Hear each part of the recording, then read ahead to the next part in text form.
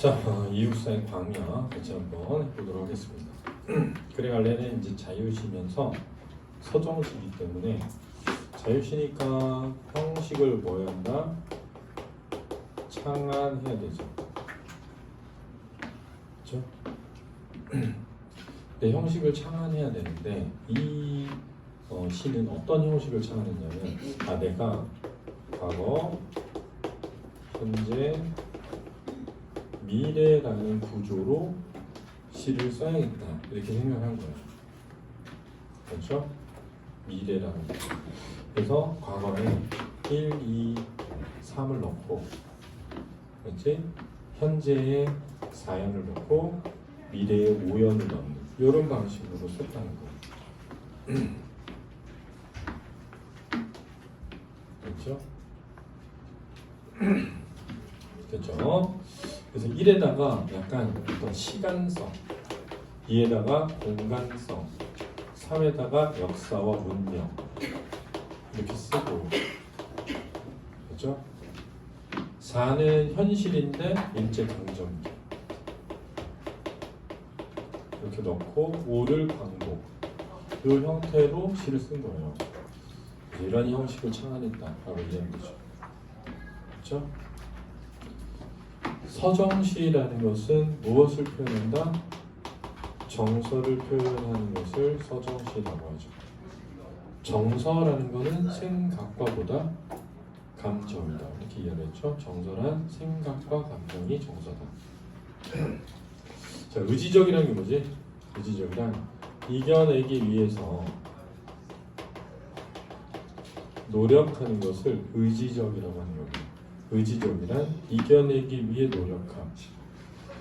저항적이라는 건 뭐냐면 일제강점기에 쓰여져 있는데 저항을 하면 저항적이라고 하고 독재에 저항하면 참여적이라고 하는 거예요. 독재에 저항하면 참여적인 시다.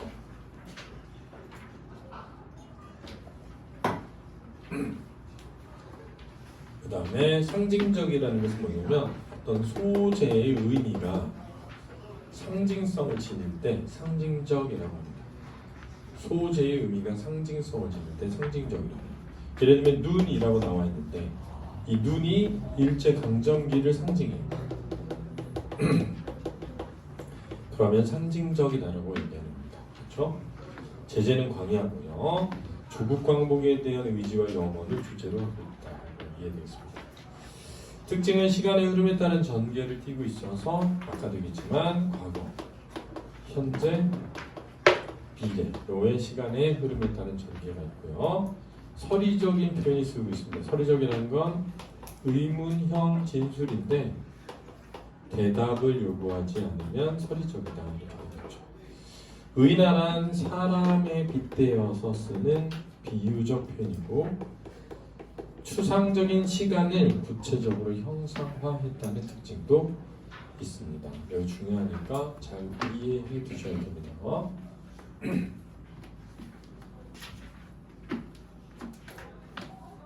그렇죠? 잘 기억해 두세요. 자, 그러면 이제 광야를 보죠. 까마득한 날에 그렇습니다. 여기 까마득한 날이란 아주 오래전이라는 뜻입니다. 까마득한 날에 아주 오래전, 과거죠. 하늘이 처음 열리고 이런 걸 개벽이라고 합니다. 개벽했다. 하늘이 처음 열렸다. 천지가 개벽했다 이런 거거든요. 어디에 닭 우는 소리 들렸으랴? 서리법이죠. 어디에 닭 우는 소리 들렸으랴? 그랬으니까 닭이 우는 소리가 들리지 않았을 것이다. 이렇게 되겠습니다. 닭이 울리는 소리가 들리지 않았을 것이다. 즉 닭의 울음소리조차 없던 시절. 그러니까 이게 아주 먼 과거죠. 이거를 광야의 원시성이라고 합니다. 광야의 원시성이라고 합니다. 아주 먼 과거, 시간으로서 아주 먼 과거. 모든 산맥들이 바다를 연모에 휘달릴 때도 그랬는데 연모라는 건 사랑하고 사모하는 것을 연모라고 하거든요. 근데 산맥이 사랑과 사모를 하려면 산맥이 의인화되어야 된다. 휘달릴 때도 그런데 휘달릴 때도는 역동적인 이미지가 나타난다라고 해야 되는 거예요. 힘차게 움직이는 느낌이 나타난다라고 해야 되는 거예요. 그래서 어떤 자습서에서는 이것을 화류적이다 이렇게 얘기해요. 화류적. 무생물을 생물에 빗대었다라고 설명하기도 하는데 연모하다라는 말 때문에 의인화가 더 적절해 보입니다.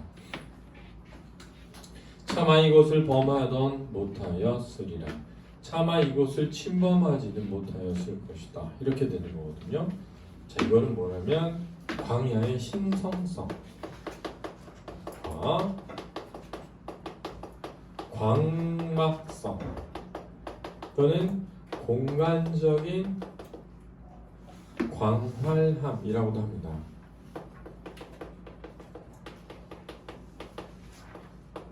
자, 이 광야는 신성한 곳이어서 산맥도 침범을 못했다 이렇게 본다고. 이 광야는 너무나 넓은 곳이어서 산맥이 들어올 수 없었다 이렇게 보기도 하는 거죠. 그래서 아주 넓다를 광막하다라고 하니까 광막성 또는 광활하다라고 해서 광활함이라고 할 수 있는 거예요. 그래서 1년은 지금 시간적으로 아주 오래된 곳, 2년은 공간적으로 아주 넓은 곳이라는 뜻으로 쓴 겁니다. 끊임없는 광음을 그랬는데 광음 빛, 그늘, 음이거든요. 빛과 그늘이니까 광음이라는 건 빛과 그늘이고 빛은 낮이라면 그늘은 밤이죠. 그래서 낮과 밤이 되는 겁니다. 따라서 얘는 시간이고요. 시간이라고 하는 것은 원래 추상적이고 관념적인 것입니다. 자, 추상적인 시간을 어떻게 표현했냐면 부지런한 계절이 피어서 지고라고 했거든요. 계절이라고 하는 것도 시간입니다. 그런데 피어서 지다 라고 해서 마치 꽃으로 빗댄 거예요. 그래서 추상적인 시간을 구체적인 꽃으로 형상화한 겁니다. 그렇죠? 큰 강물이 비로소 길을 열었다라고 했는데 일반적으로 이런 강물은 역사와 문명을 상징하기 때문에 왜냐하면 우리가 4대 문명이라고 하죠. 예를 들면 이집트 문명이다. 이집트 문명은 무슨 강가에서 형성됐겠지? 나일강. 그러니까 황하 문명 이러잖아요. 황하강. 그렇죠? 유프라테스 티그리스 강가의 문명, 메소포타미아 문명 이렇게 한단 말이에요. 그렇죠? 그러니까 우리가 어떤 문명은 강과 함께 형성되기 때문에 강물은 문명이나 역사를 상징합니다.